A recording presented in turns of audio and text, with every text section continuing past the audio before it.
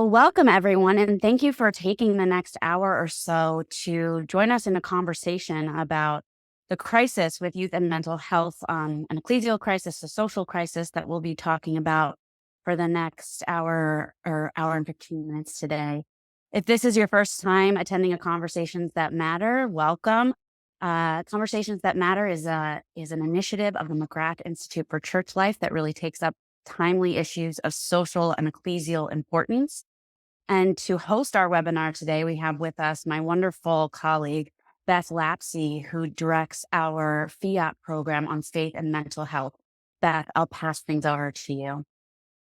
Thank you, Jess, and thanks to all of you for joining us today. As Jess mentioned, today's webinar speaks to the topic of youth mental health, and specifically how we can support belonging and hope in what's been described as a real age of loneliness for young people. So, friends, in recent years, we've witnessed rising rates of anxiety, of depression, and of other forms of mental illness among both children and teens.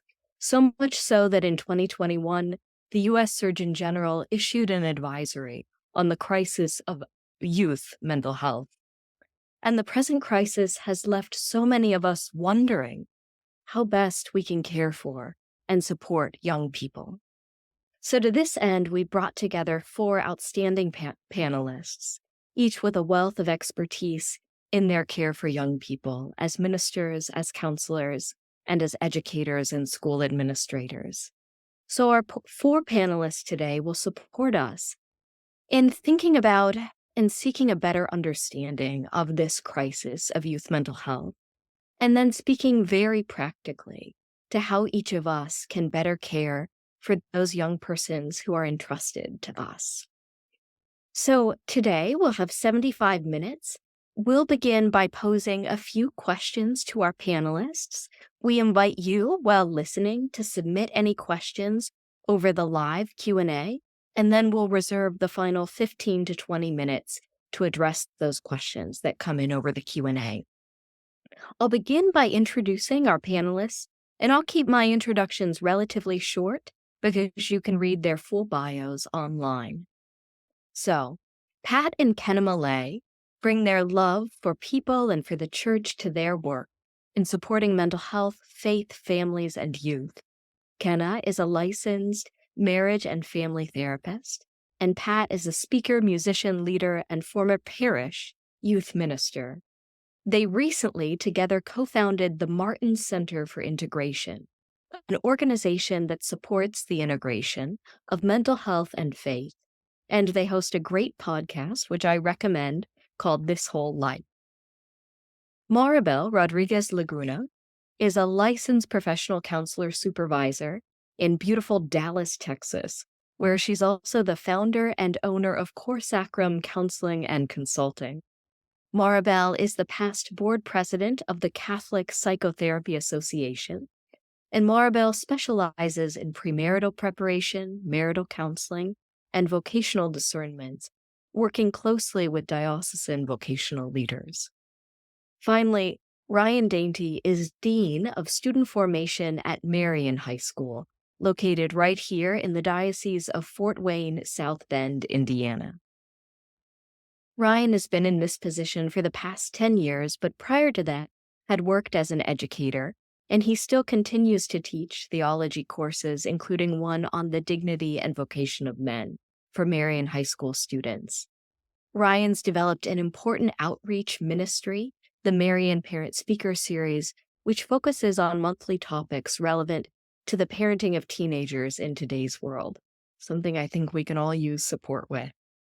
So, thank you for being with us, to our 4 panelists. And with that, I'd like to get us started with an initial question. As I named before, in 2021, the U.S. Surgeon General issued an advisory on the crisis of youth mental health. So, how can we begin to understand this crisis? In other words, how do we make sense of the current state of youth mental health? And what are some factors that have perhaps contributed to the crisis that we're now seeing?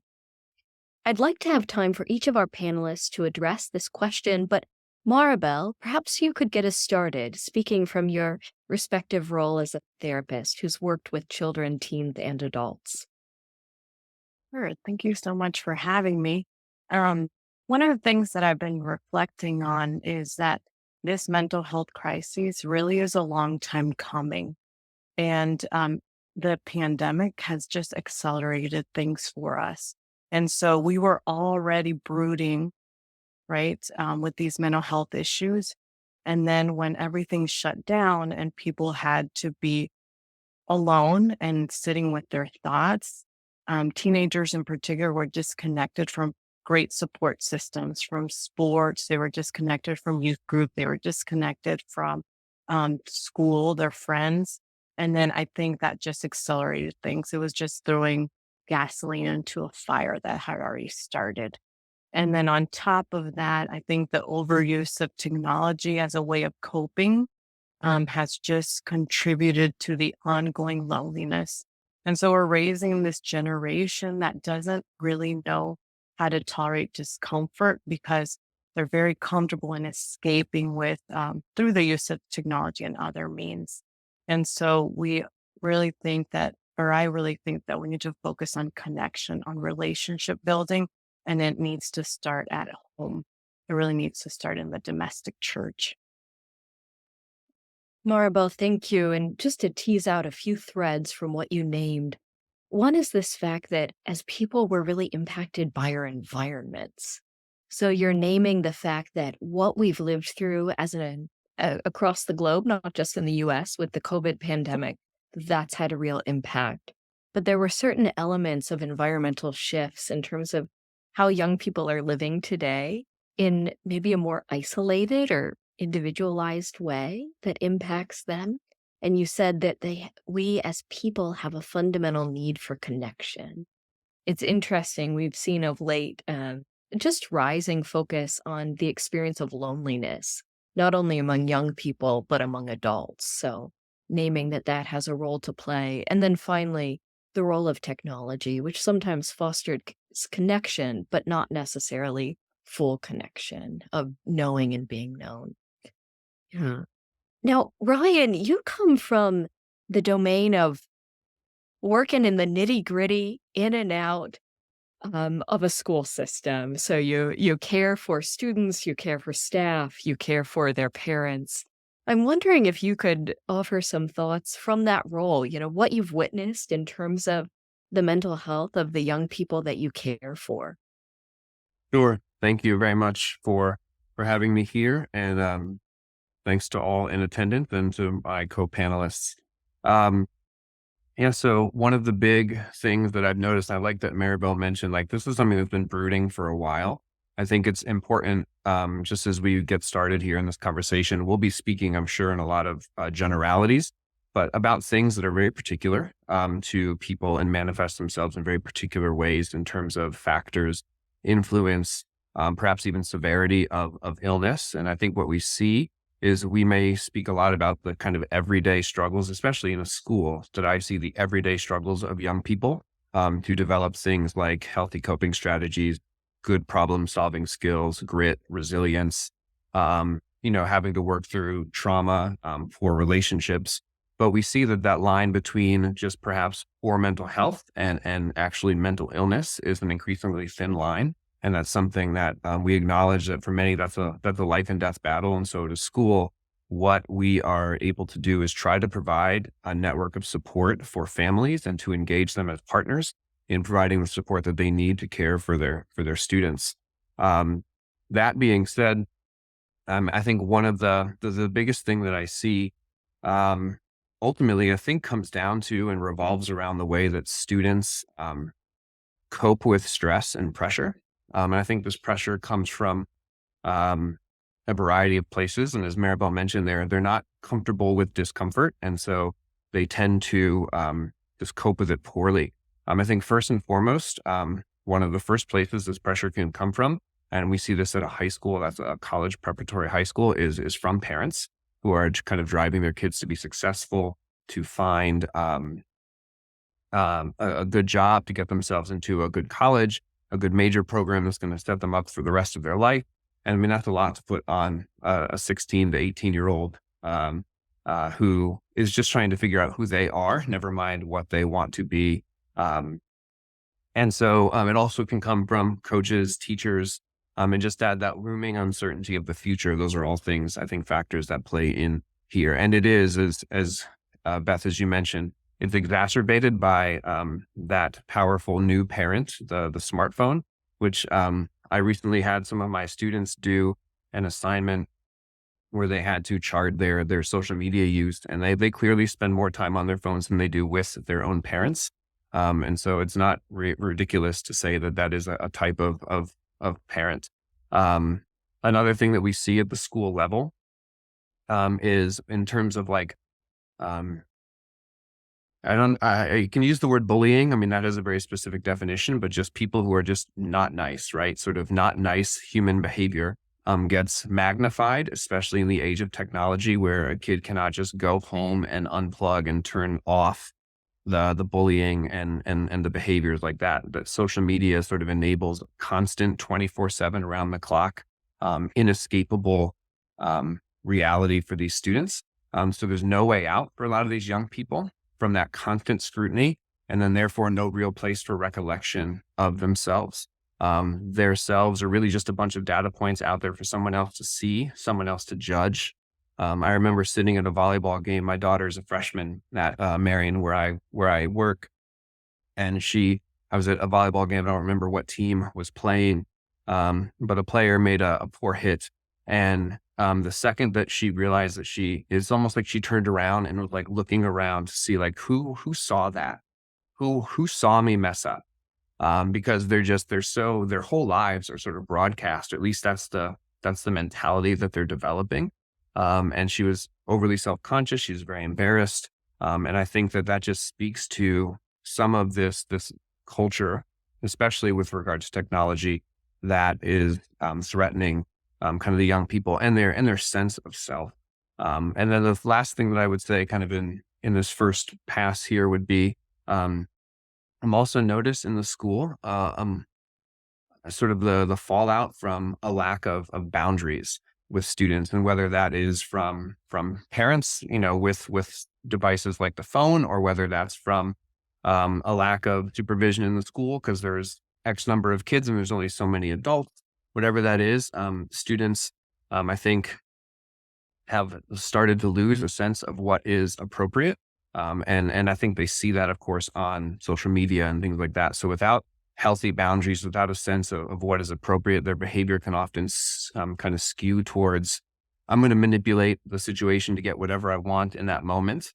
And if I don't get what I want, then the result is this anxiety, and that becomes a really vicious cycle of just behavior that kind of produces anxiety. And how do we help break them from that cycle? I think those are just a few observations in the first pass here that I see in our school.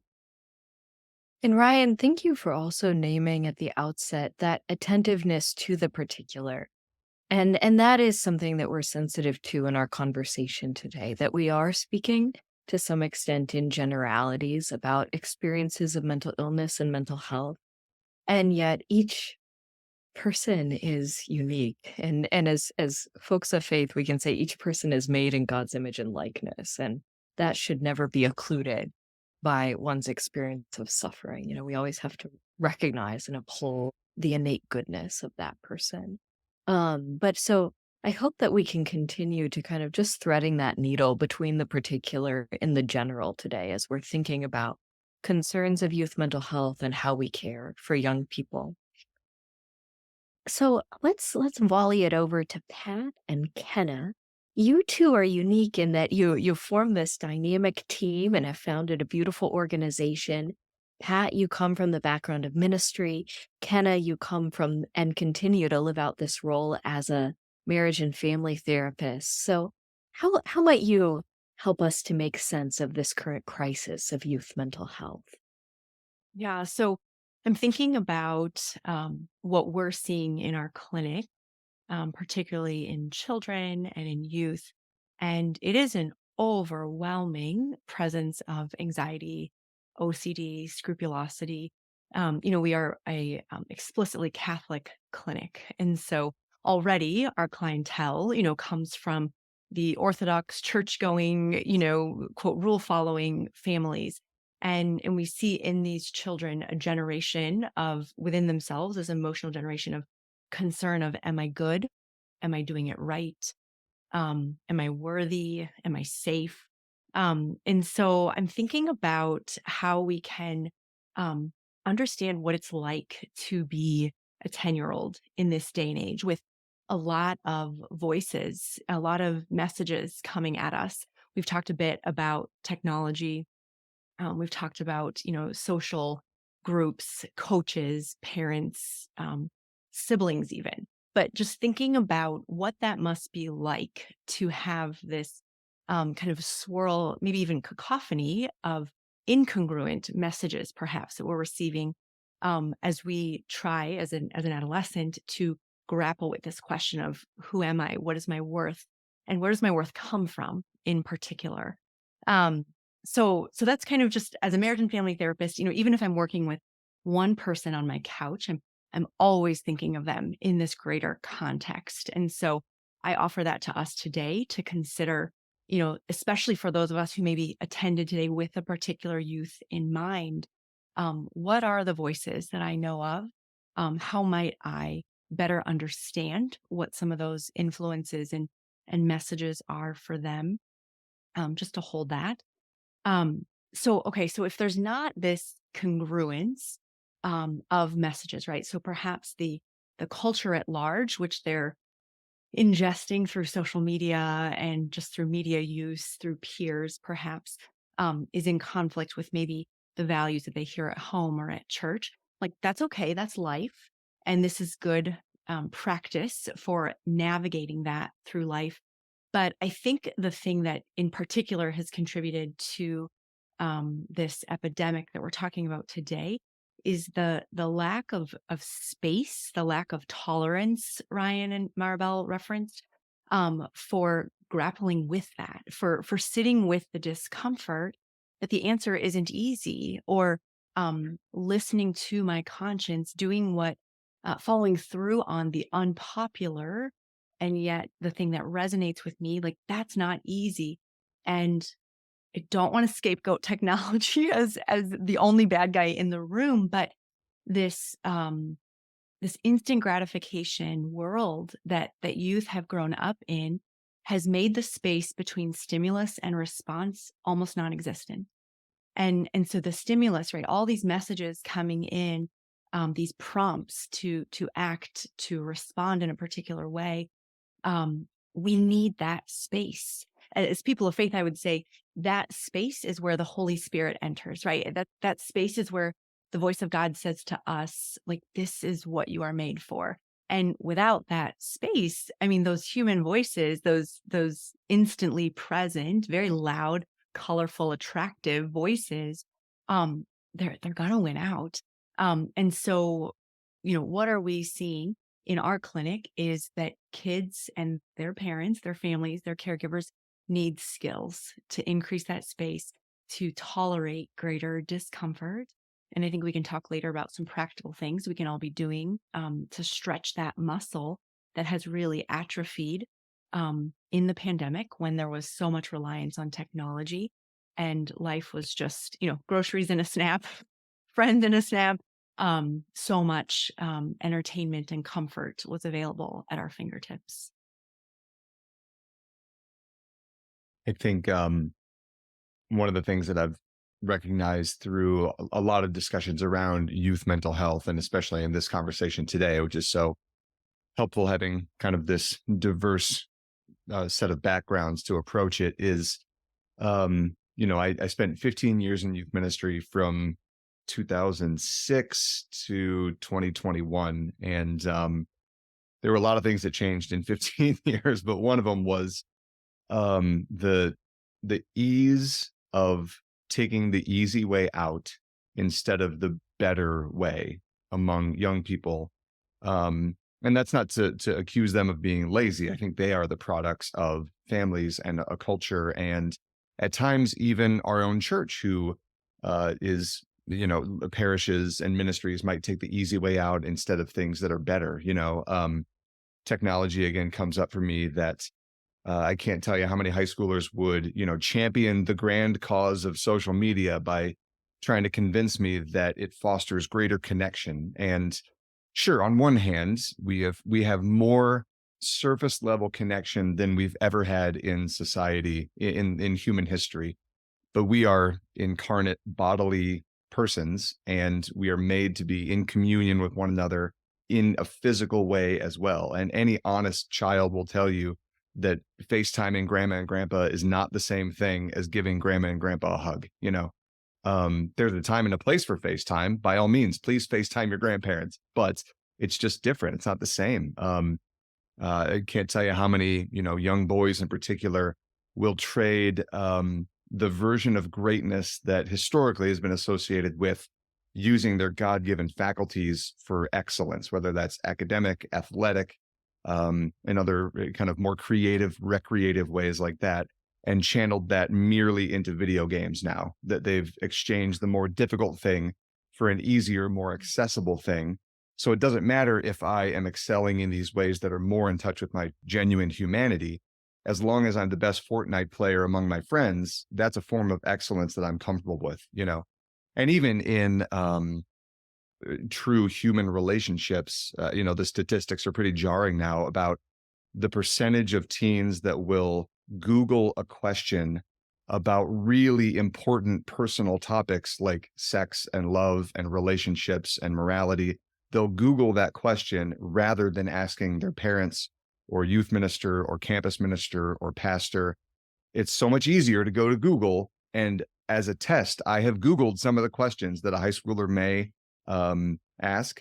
And the first 5 hits are from maybe the top 5 organizations in the world that I don't want giving our teenagers answers to these life or death questions, And then you take that to the spiritual realm, where for all of us, not youth, adults, everyone in between, it is easier to not pray. It's easier to not go to confession, to not go to mass every Sunday without fail. It is easier to try to do things on my own. And it also is far more painful and destructive, but it's not always immediately destructive. So I don't receive oftentimes this immediate corrective that, during the pandemic, when most places were not obligated to go to mass for months, years even. I think my fear that has kind of come to fruition for a lot of us is people started realizing, hey, it's Monday morning. I didn't go to mass yesterday. I'm still here. I'm doing just fine.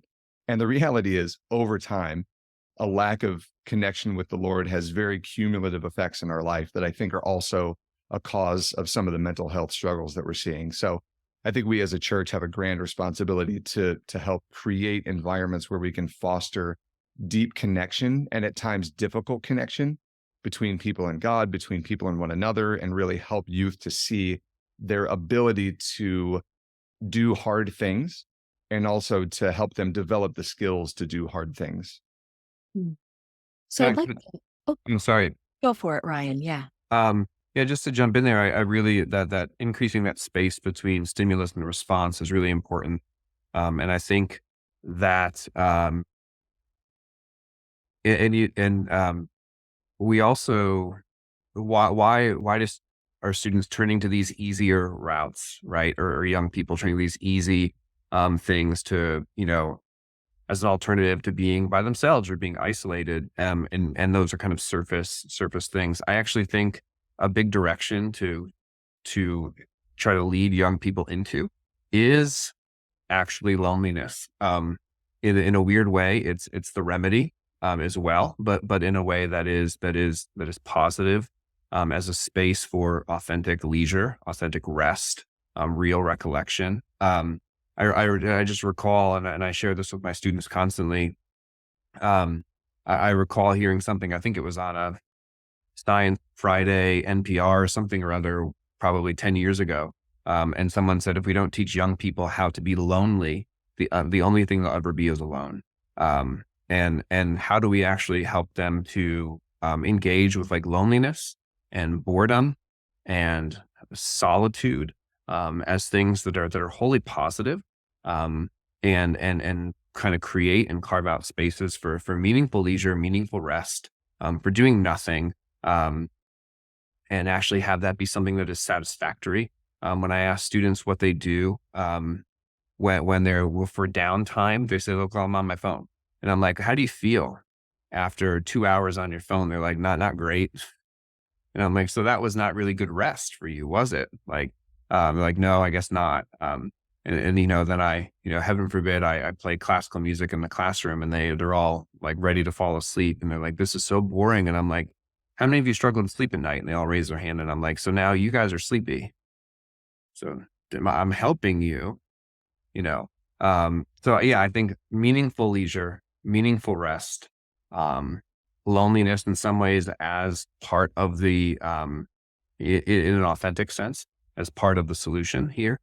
Because it's only in those spaces where there's that kind of elongated space between stimulus and response, as kind of said, that we can really discover our true self and find ourselves to be of real value.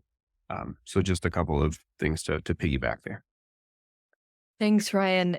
And I might add to that that I think there are some conditions that we need in order to have what you describe as that authentic loneliness or authentic rest. I think actually we need a community of support and some experience of connection, because loneliness can also be just a profound risk factor for further development of mental illness and for those with mental illness, a worsening of symptoms. And so, kind of teasing out like, I can be lonely in terms of like, I can be alone and quiet and feel some discomfort there.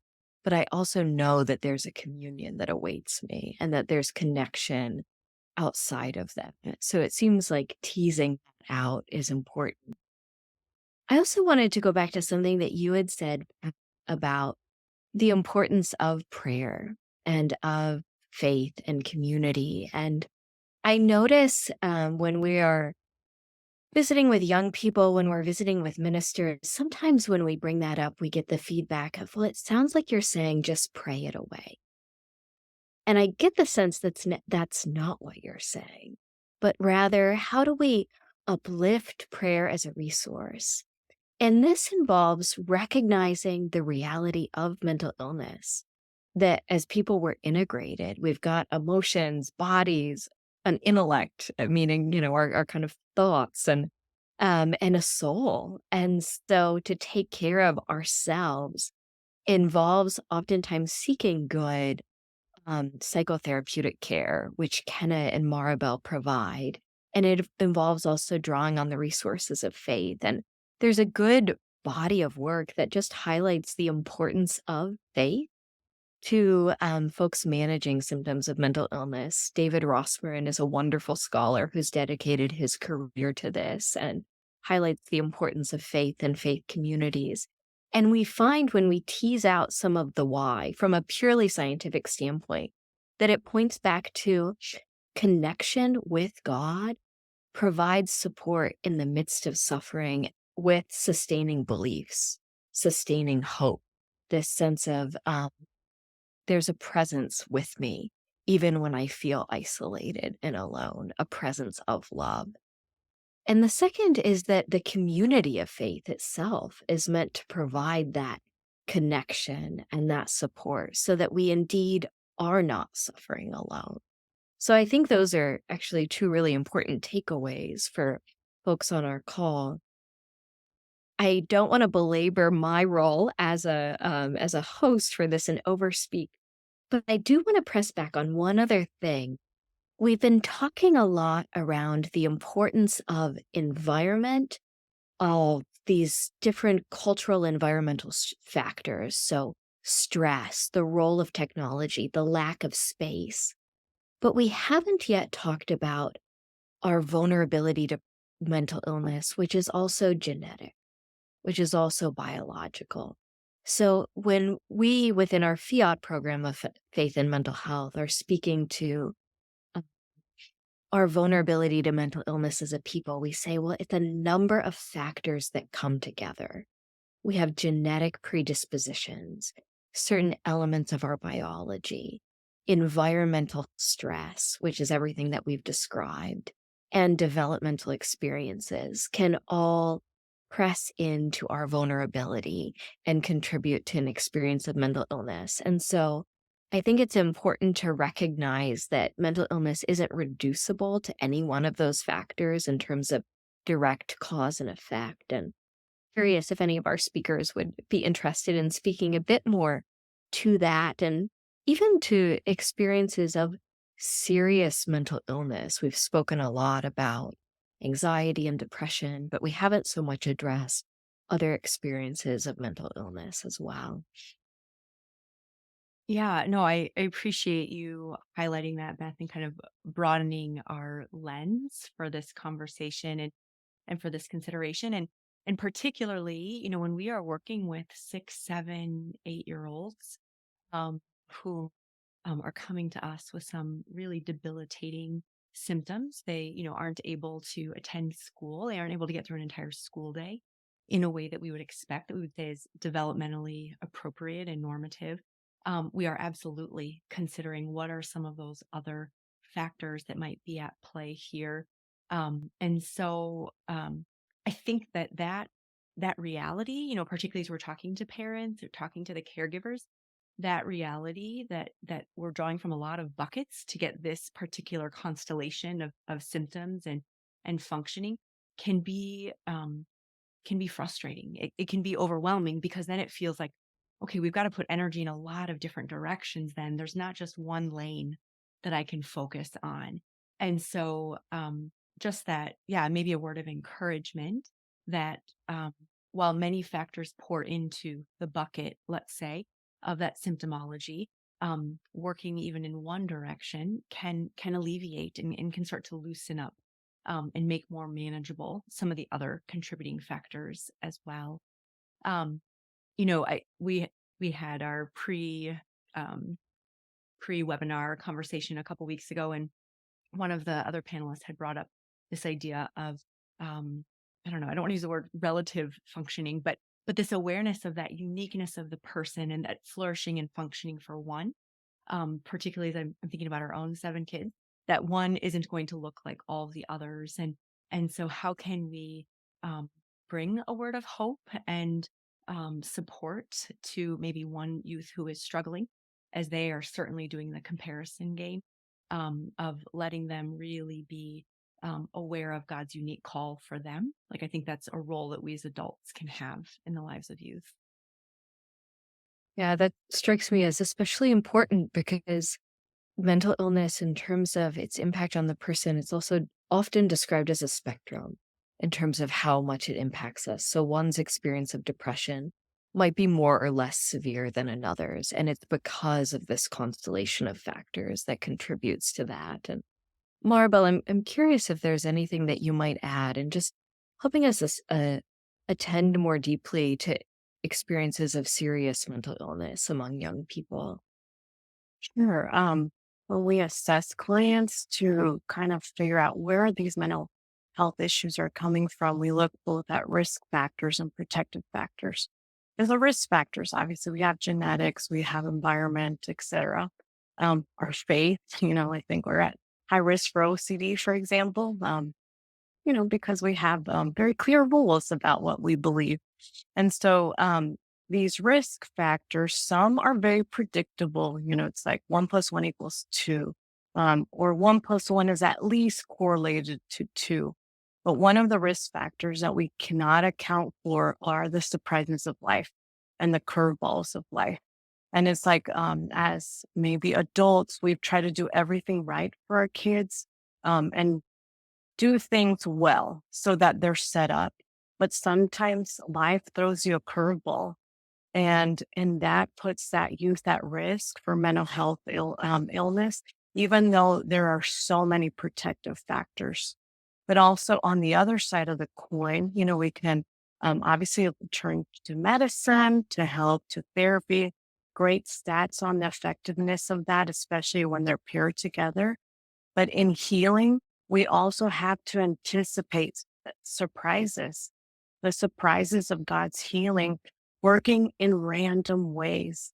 And so I think that can only come through that space that we're creating, that some of the other panelists have referred to, that space of faith, that space of reflection, that space of leisure, that space of really prioritizing us. St. Thomas references the pleasure emotions. And in that space is where we're surprised by these kind of unanticipated healings that can occur. And so I think that in our American society, we're so exact, we're so ordered, we're so efficient, we're workaholics, and we don't give enough credit to curveballs and surprises.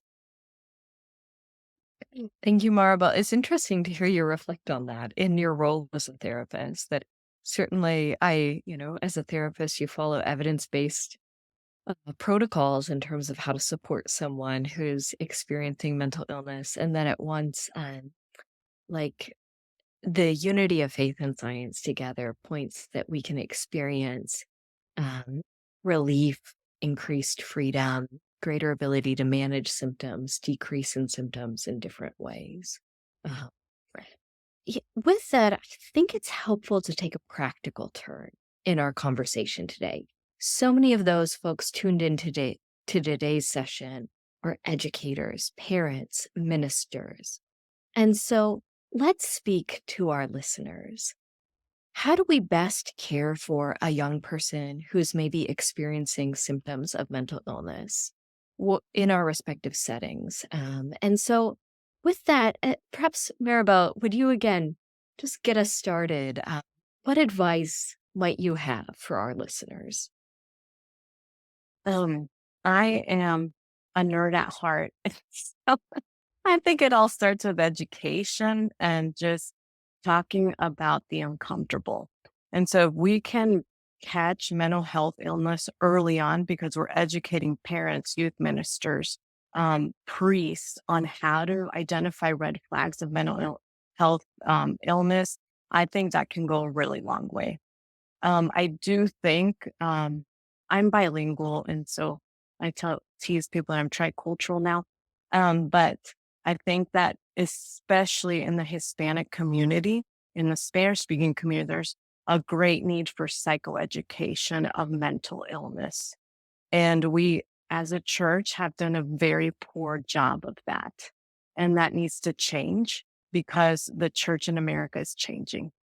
And so that means that we need to attend to the entire church. And the entire church needs education on what this is and how it's affecting our young people. And so we're also dealing with a particular, cultural difference in that these first generation American kids, they might know about mental illness, but their parents might not. And so that discrepancy in the family really affects their ability to help that teen heal. And so if we can attend to those cultural differences, even within a family, I think we really can go a long way. So I would say, in summary, education. And it strikes me, this has been one of our efforts at McGrath, is at the McGrath Institute, has been to support parishes in providing that good education, because churches oftentimes remain a first place, especially for our immigrant communities, to come and in a place that is trustworthy. So how do we talk about mental illness and the reality of psychological and spiritual wounds in a way that doesn't fall into false categories, saying our faith has nothing to say, or that science has nothing to say, but that this is a reality that needs to be addressed through the resources of both faith and science. Yeah. Well, Ryan, volleying back to you as an educator and someone who's based in the schools, I'm curious as to the advice that you might have for parents, for teachers, for others supporting young people.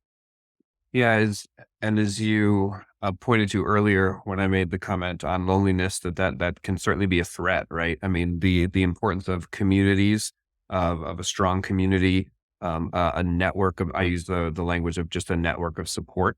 That's very, very, very vital. And that's what we seek to create in the school. And ultimately, it maybe challenges us to think about school in a little bit different way. And to talk first and foremost about mission and culture rather than just sort of the outputs and the outcomes in education, graduation rates, dual credits, all of those things are great. But it's culture, and mission that I think will ultimately help provide the network of support for the students. And so a couple of things that I just know from kind of my own work and have seen. First and foremost, let's talk with the main points of contact for the students or the adults in the building. And we're adults and we're professionals and we're there for the kids, but we admittedly have our own stuff, right?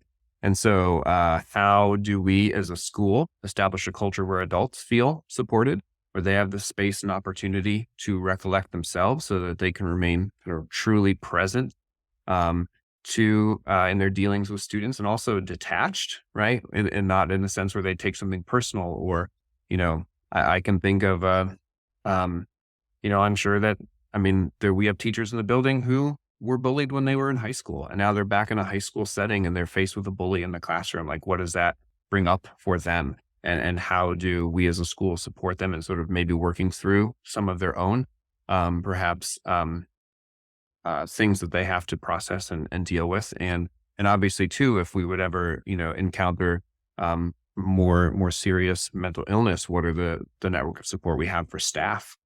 So really relationship building with staff, especially as an administrator, is very vital. Knowing your staff. I think, it's just a very simple thing. We have, staff members, who have gone through, grief or trauma, and knowing anniversaries of, deaths or loss or things like that, so that you can be aware and responsive, or even just be proactive in caring for a staff member who may be going through something. What are, outside of just like at a Catholic high school, the faculty retreat that everyone has to go on, what are the opportunities for kind of staff, and human and spiritual formation that is, I think, that they can opt into, so that it's not something that they're kind of required to do, but again, creating those spaces where they feel that they have a sense of control of their own growth and ongoing formation. I think those are some really important things on the adult side. On the student side, I think, kind of from a practical level, from policy and programming, we have a student intervention team that is tasked with kind of everything from students who are struggling with academically to students who we might have concerns for drug use or substance abuse, or they're in an unhealthy relationship, or they're struggling with mental health or mental illness. How do we, and it's all designed to get people in conversation. And then kind of from that kind of core group, go out into the school community and find those touchstones, those relational touchstones, to sort of create that network of support for the student, and then follow through with kind of a plan of intervention, to help that student in whatever is going to come up, on the day to day. So we have a full counseling staff at our school. We have, teachers. I also think, and this is maybe a side note back to faculty and staff. I think hiring for mission, is really important. We tell our teachers, like, we're hiring you to be a minister and someone who just loves kids, and cares for them. And you will also teach chemistry, you'll also teach math. But first and foremost, we want to hire for that mission. At our school, we actually have an interesting cell phone policy where we don't let our kids have their cell phones during the day. And we're not a one-to-one school, so we don't give them a device. And so we have certain trappings where you can have approval to have it for an academic purpose. But also, so I think that's meaningful because we sort of encourage students to have conversations with one another, just built into the very fabric of how we do school. I think the arts, and also increasingly in the sort of college prep world of Catholic education, looking at sort of career and technical education for students through trades programs and things like that, to because again, that's such an authentically human way of problem solving and of experiencing the world, and it, good work. And so helping those students to kind of have those opportunities, those are all areas where we would seek to kind of, again, provide sort of, here's the student saying, this is sort of who I am, this is what I need, what I struggle with, what can you do to help me? And then this is us trying to sort of create that network of support where they can really thrive and flourish. As you mentioned, Beth, we also think of parents. think it was Christian Smith's research, which I'm sure many of us may be familiar with. It said that parents are the number one factor in determining whether students or whether their children stay close to the faith or not. Um, and that's both on the one hand terrifying, right? But on the other hand, it's somewhat empowering because as a parent, especially of a teenager who it's easy to think my kid doesn't listen to me. I've already lost the ability to influence them. The reality is that they're looking at us and they're looking to us all the time. And so we have a great role there. So at our school, we tried to reach out to parents and say, what are the topics? What are the areas where you guys want to have conversation and seek, deepening kind of education? And so we've talked about this very thing. We've talked about mental health. We've talked about social media. We've talked about things like pornography. We've talked about accompanying young people as they question things around gender and sexuality. We've talked about with parents what it means to, what does the prayer life look like in the home, the sort of spiritual life of the family. And so those are all some things that we have kind of created in this network of support as we try to partner with parents to do this work. And those are just a couple of things that we do at Marian in particular. And I think we've seen generally it's been well received. I think our parents know that we care about their kids and that we're there for them as well. And I think that's an important thing as a school to be able to say to your stakeholders. Ryan, thank you. I find it really encouraging to hear about the holistic approach that you all take. And I find myself doing somewhat of a mental map as you're describing these things, thinking through the cultural environmental factors that we named at the beginning of the conversation around technology, lack of connectedness, even the challenge of having real conversations. I hear young people saying, I feel so uncomfortable even trying to start a conversation with someone. So I just go to my phone. And ways that you map out those different elements and then think about how do we, through our school culture, address this and foster a culture that kind of supports youth mental health, while at once prioritizing means of those direct interventions to provide more intensive care and support to students who are experiencing mental illness. Lots to think about. Pat and Kenna, would love to hear from the two of you in terms of the advice that you would have for those caring for young people. Thanks. I think of a couple weeks ago, we were working with a group of Catholic school staff members and other catechetical leaders in a diocese and training around mental health and faith. And one of the folks asked a question that was just really beautiful and heartfelt, and I think probably captures a lot of the struggle that we have with young people struggling with mental illness. She was a teacher of younger children, I think pre-K or kindergarten maybe, and she was seeing just early signs of mental illness, possibly maybe even significant trauma in the lives of her students that she hadn't seen, 20 years ago. And she asked a question about how to deal with something like complex trauma in the life of a student that comes to her school. And it was an interesting opportunity for both of us, and I think all of us in the room, to wrestle with this question of like, what is my responsibility as a minister, a teacher, a Catholic leader, a parent, and at what point do I hit the end of my abilities, my training, and what would be helpful and appropriate and even safe to offer in terms of assistance to somebody. So one of the things that we've talked about with folks is this kind of 3-tiered understanding of how to assess and respond to mental health concerns that we see in young people that we work with. And that was something that I did, almost on a weekly basis, just kind of internally with certain youth and youth ministry settings.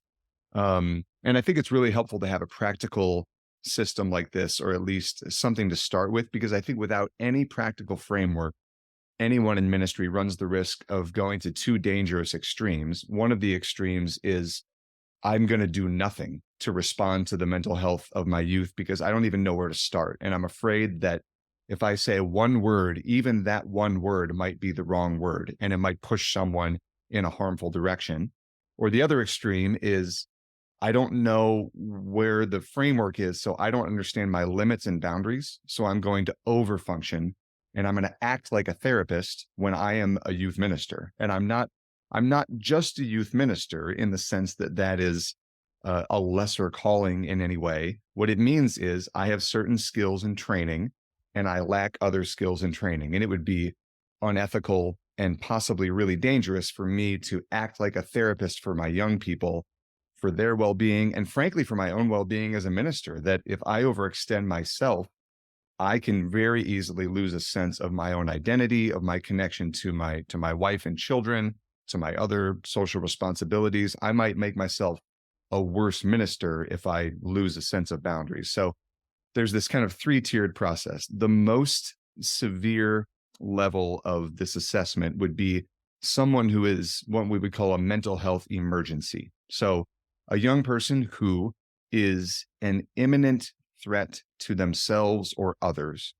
Not only do they have what we might see as significant mental illness going on in their life and in their environment, but there is an imminent threat. So somebody who lays out for someone in ministry or a school setting, I am having these suicidal thoughts, suicidal ideation, and I have a plan, I have a timeline, I know what I'm going to do and when I'm going to do it. That is an immediate 911 call, no questions asked. There have to be medical and mental health authorities that get involved with those kinds of cases immediately. And if they're not physically with us at the school or the parish, then we have to find a way to get them the help that they need wherever they are. So clarifying location, making sure that the authorities and also their parents or guardians are aware of what's happening, to make sure that they are safe, even safe from themselves, right? So that's a really good thing, just proactively as ministers and leaders to come up with a list of, all right, what are the crisis hotlines?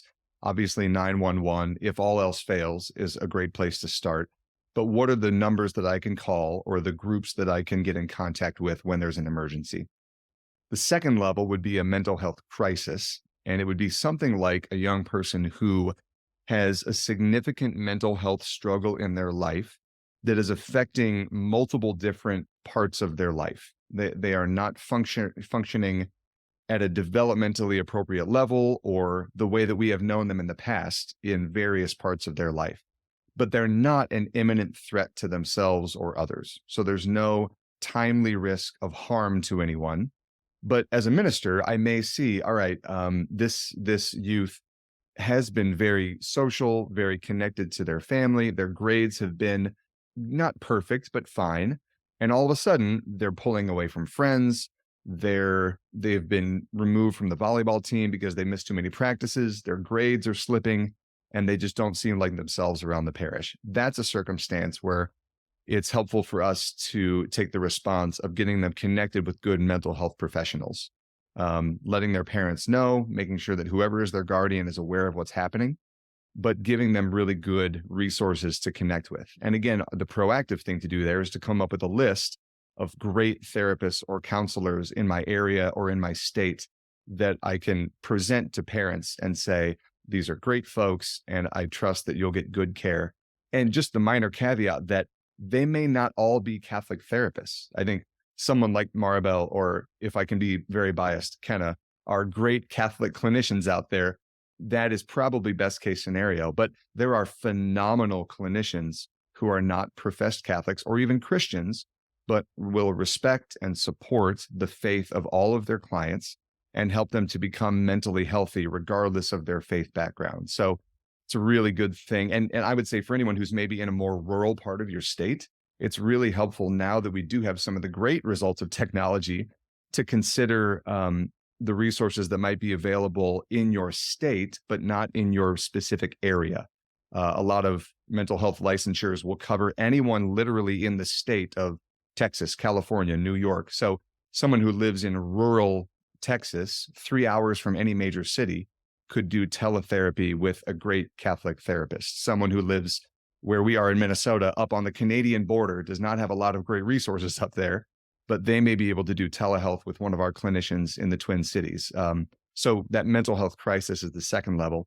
The lowest level, a mental health struggle in our young people, is where we as ministers get to shine, because that is what we are absolutely equipped to do. So somebody who is experiencing feelings of depression, anxiety, stress, shame, confusion about themselves or the world, that's where we can do really great work in praying with them, in pointing them to connection with God, in helping to create connections between this person and their parents, who they need, whether they like them or not right now, with their friends, with other people at the parish that they don't know yet, with other students at the school, with a certain club or organization, helping them to make connections so they can find where they fit into the world in a much healthier way. So I think those 3 tiers can be really helpful for us to take practical, proactive, but also reactive steps when we are confronted with youth who have any level of mental health challenge.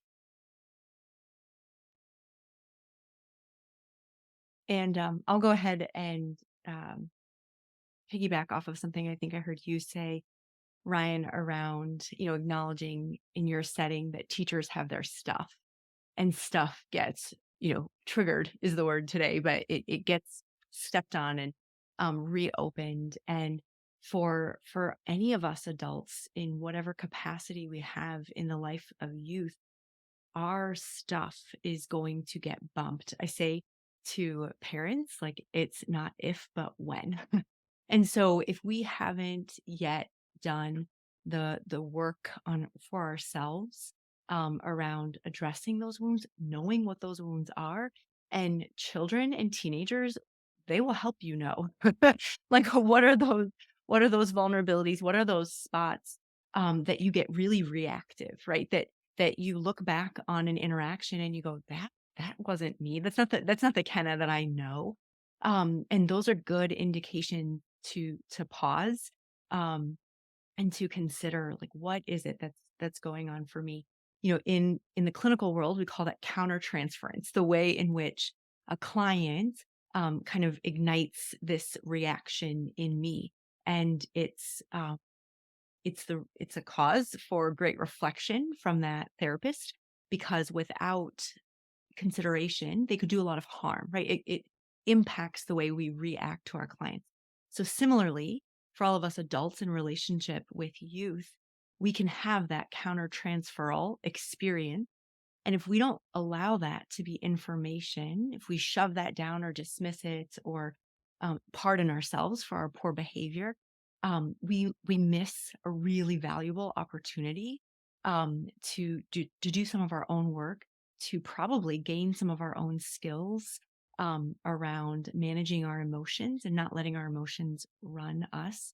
I think one of the most helpful resources that I've found in regard to this is Dan Siegel's book, Parenting from the Inside Out.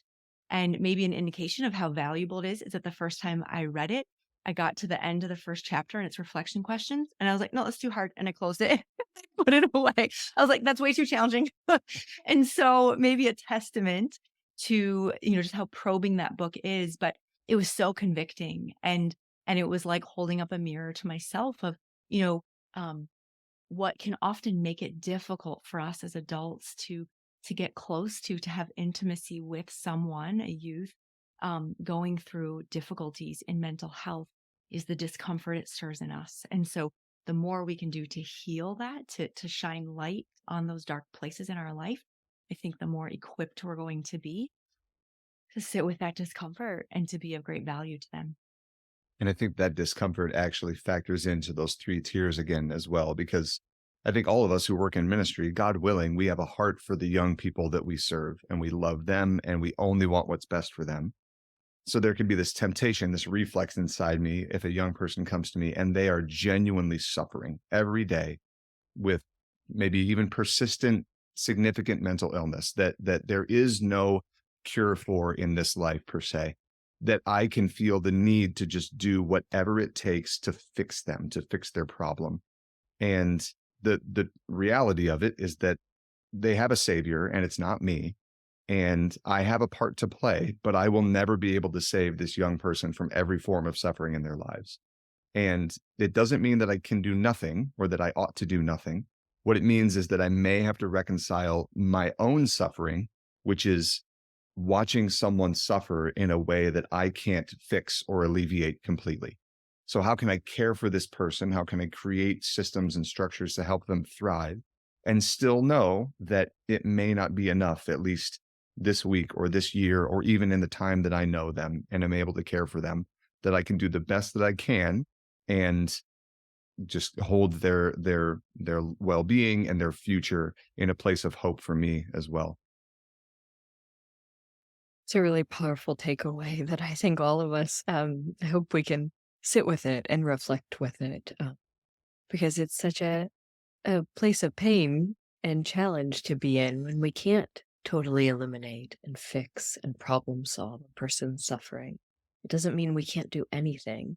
As you said, we accompany, we help create connections and identify systems of care, but we at once walk with another in what could be a chronic mental illness or persistent suffering.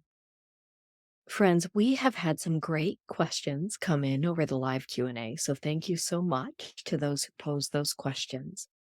And I'd like to raise one of the first questions that came forth, which circles around a theme that you brought up, Pat and Kenna. You talked about the importance of fostering connection, helping connect young people, particularly those who are experiencing what you described as kind of a level 2 mental health crisis.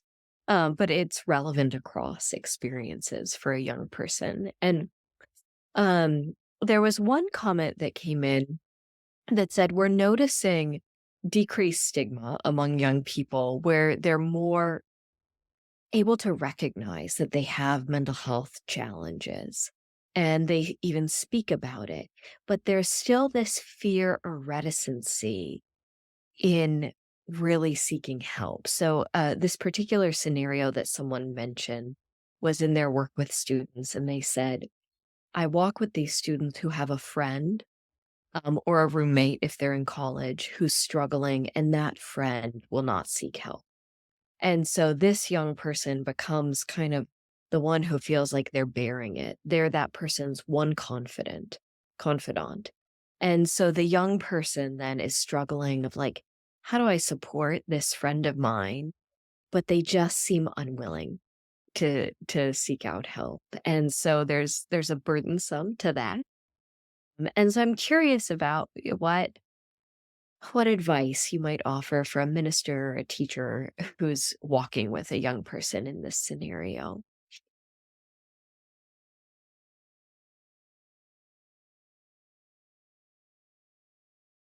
I mean, I can start just to get the conversation going. One thing I've always said to our students is that I've tried to, in terms of creating a culture where they're open to talk about this, um, is, it can be sometimes very intimidating to go vertical to an adult. Sometimes it is a lot easier to speak sort of on a horizontal plane with your peers. And so if you're the friend who knows your roommate or whoever is struggling, just continuing to assure them in a way that's sort of non-threatening, I would suppose, that you're there for them if they need to talk, or if they ever feel like, hey, it's okay to talk about these things. If talk to me, or maybe you know someone who has a similar experience, and you can kind of do an introduction sort of on that horizontal level, so that it's not as threatening as going to like an adult or someone in authority, because they're just afraid of whatever. So I think kind of the way that you can work sort of on maybe a peer level, um, and try to finesse those relationships could be a starting place that I talk to our high school kids about a lot. Like, if you're afraid to go talk to an adult, talk to a friend. And then a lot of times that friend will be like, no, you should definitely talk to an adult. Right. But now there's two people going to the adult instead of one. And that's easier for students. I love that, Ryan. I was thinking too, you were talking of when we work with high schoolers, schools will have us come in and speak to especially freshmen, sophomores, as they're getting acclimated to this new big world. We talk a lot about boundaries and a lot around this very fact of kind of preemptively releasing them from the duty of carrying this burden of safeguarding a friend, right? A friend who's cutting, a friend who's maybe involved in an abusive relationship. I think that's a message that we as ministers could give to others, because particularly in a Christian context, it's a little confusing of like, am I actually being a good friend if I release myself of kind of over functioning and being holding myself responsible for the safety, the care of, this student. So that's one piece of it. Definitely, boundaries and discussing very explicitly then what that school's policies are around safe spaces.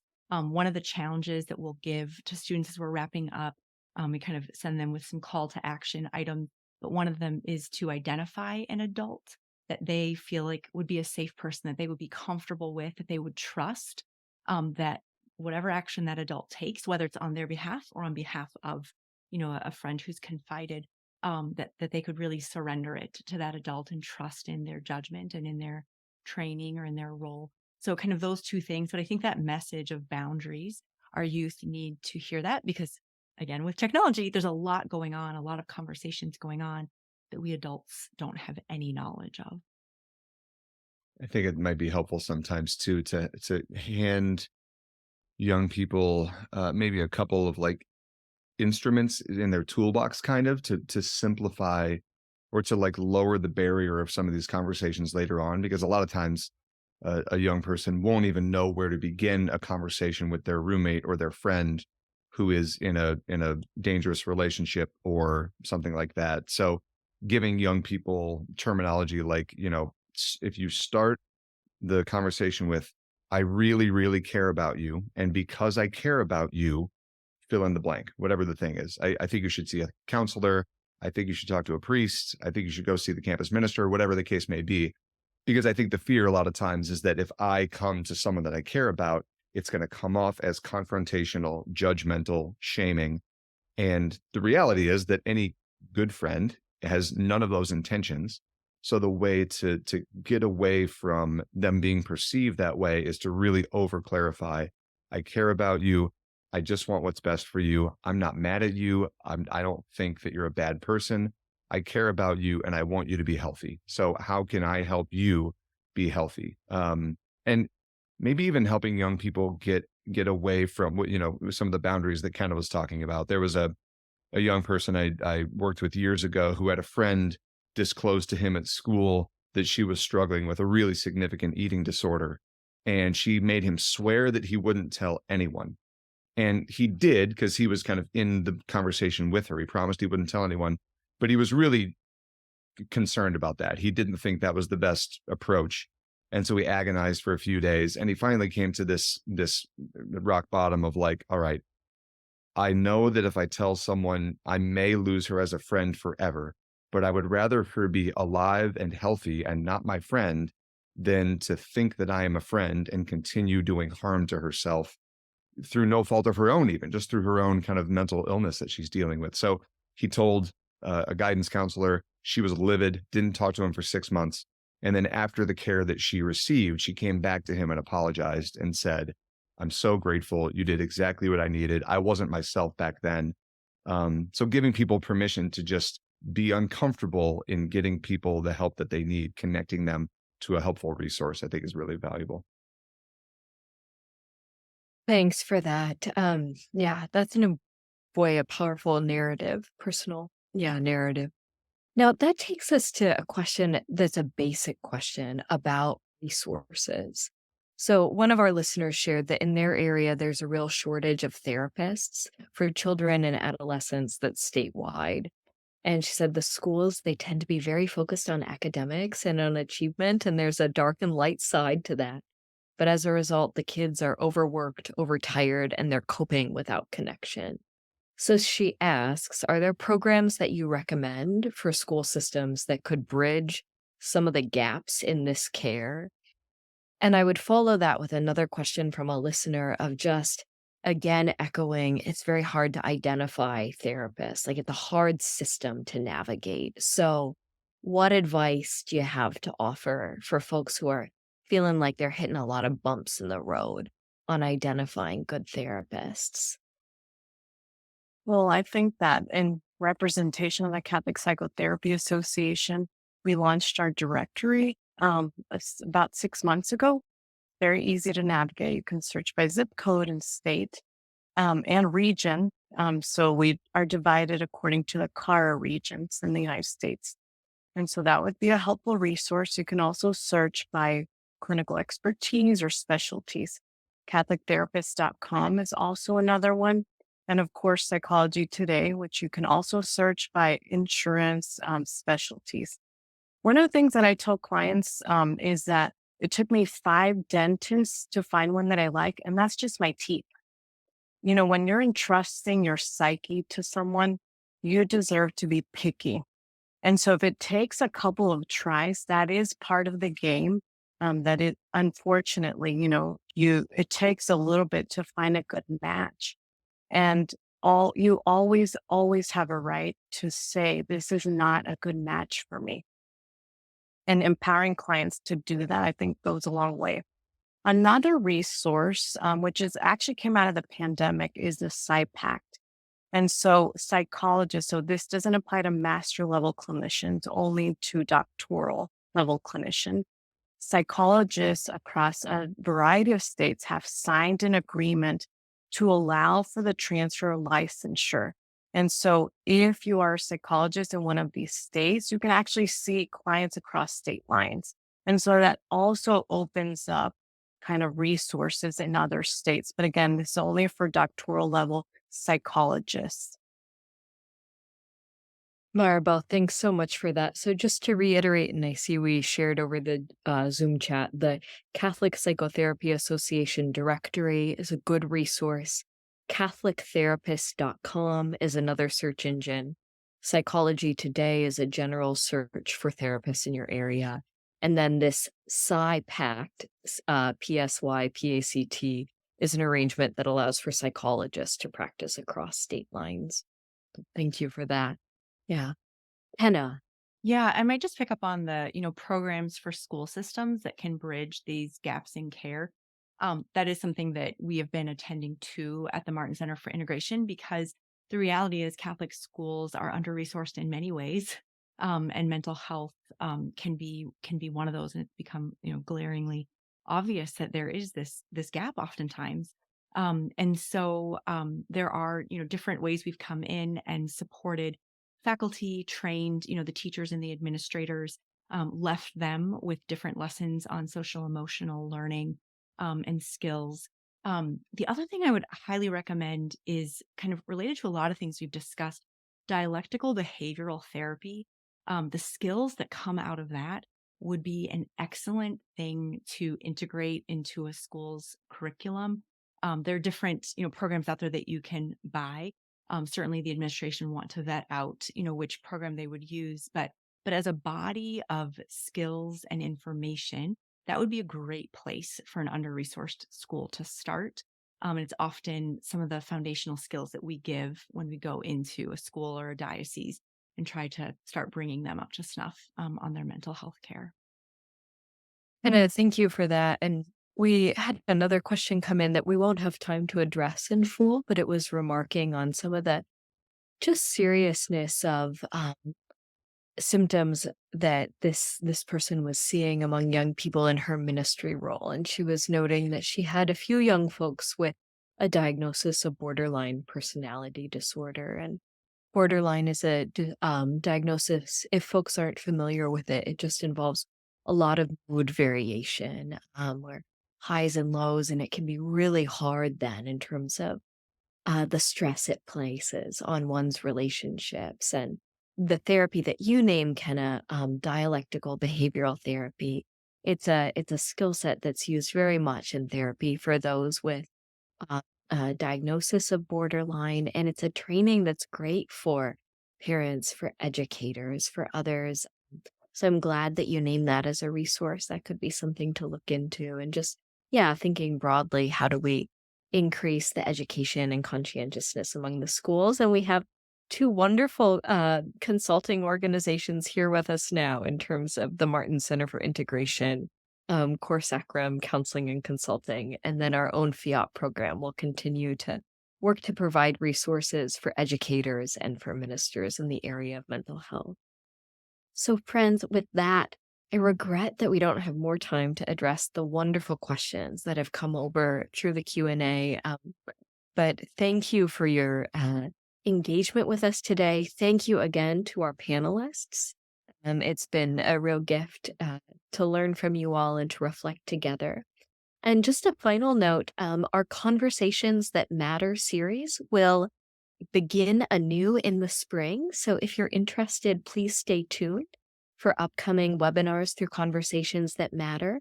And you should all receive an email which will invite your feedback on our webinar today. We'd really appreciate if you could take a few moments to complete that survey.